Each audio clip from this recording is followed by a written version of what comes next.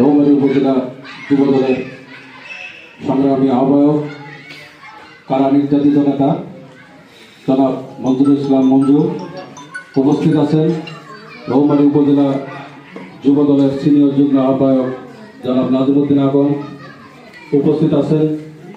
উপজেলা যুবদলের যুগ্ম আহ্বায়ক নূর মোহাম্মদ সহ সফর সঙ্গী হিসাবে উপজেলা আহ্বায়ক কমিটির সদস্যবৃন্দ, সদর ইউনিয়নের যুবদলের সদস্যবৃন্দ এবং আমার সামনে উপস্থিত ৬ নং তরসলমারী ইউনিয়ন যুবদলের সকল পর্যায়ের নেতৃবৃন্দকে রৌমারী উপজেলা যুবদলের পক্ষ থেকে এবং আমার ব্যক্তিগত পক্ষ থেকে আন্তরিক শুভেচ্ছা এবং অভিনন্দন। সংগ্রামী উপস্থিতি, আমি আমার বক্তব্যের শুরুতে শ্রদ্ধার সাথে স্মরণ করছি মাতৃভূমি স্বাধীনতার ঘোষক, বাংলাদেশ জাতীয়তাবাদী দল বিএনপির প্রতিষ্ঠাতা শহীদ প্রেসিডেন্ট জিয়াউর রহমানকে। আমি শ্রদ্ধা জানাই আবশ্যিক নেত্রী, 3 বারের প্রধানমন্ত্রী, বাংলাদেশের সবচেয়ে নির্যাতিত এবং জননন্দিত নেত্রী বেগম খালেদা জিয়াকে আমি শ্রদ্ধা জানাই।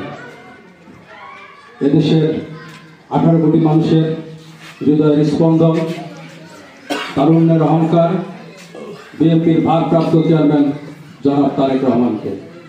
সংগ্রামী সাথী বন্ধুগণ, আজকে আপনাদের সামনে মত বিনিময় সভা, পাশাপাশি শীতার্তদের মাঝে শীত বস্ত্র উপহার যে প্রোগ্রামটা আপনারা করেছেন, আমরা অত্যন্ত আনন্দিত এবং আপনাদের ধন্যবাদ জানাই আবারও ৬ নং ইউনিয়ন যুবদলকে যে এত সুন্দর একটা আয়োজন করার জন্য। আসলে দেশনায়ক তারেক রহমানের প্রধান হাতিয়ারই হলো, ভ্যানগার্ড হলো বাংলাদেশ জাতীয়তাবাদী যুবদল।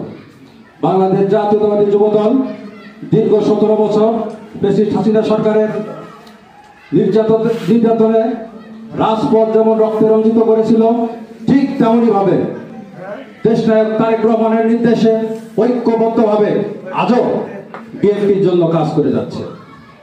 শুধু আমি আপনাদের উদ্দেশ্যে বলতে চাই, দেশনায়ক তারেক রহমান ইতিমধ্যে ঘোষণা দিয়েছেন রাষ্ট্র কাঠামো মেরামতের জন্য 31 দফার কর্মসূচি। হয়তোবা আমরা এখনো সেই কর্মশালা পাইনি, সারা দেশে চলতেছে, পর্যায়ক্রমে হয়তোবা আমরাও পাবো। আমরা ইতিমধ্যে জেলায় প্রোগ্রাম করেছি, ইউনিয়ন পর্যায়ে প্রোগ্রাম হবে।